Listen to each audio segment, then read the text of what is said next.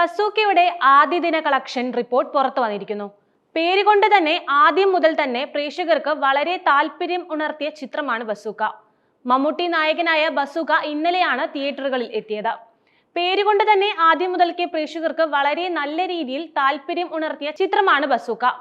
ആദ്യ ദിവസത്തെ ആഭ്യന്തര ബോക്സ് ഓഫീസ് കളക്ഷൻ കണക്കുകളും ഏതാണ്ട് ഇത് ശരിവെക്കുന്ന രീതിയിലാണ് ഇപ്പോൾ വന്നിരിക്കുന്നത്. റിലീസ് ദിനത്തിൽ ബസൂക്ക ഇന്ത്യയിൽ നിന്ന് 3.25 കോടി രൂപയാണ് നേടിയത്. ബോക്സ് ഓഫീസ് ട്രാക്കർമാർ പ്രസിദ്ധീകരിച്ച പ്രാഥമിക കണക്കാണിത്. ചിത്രം നേരത്തെ റിലീസിന് മുൻപ് 1.50 കോടി രൂപ കേരളത്തിൽ നിന്നും അഡ്വാൻസ് ബുക്കിംഗിലൂടെ നേടി. ഡീനോ ഡെന്നീസ് ആണ് ചിത്രത്തിന്റെ സംവിധാനം നിർവഹിച്ചിരിക്കുന്നത്.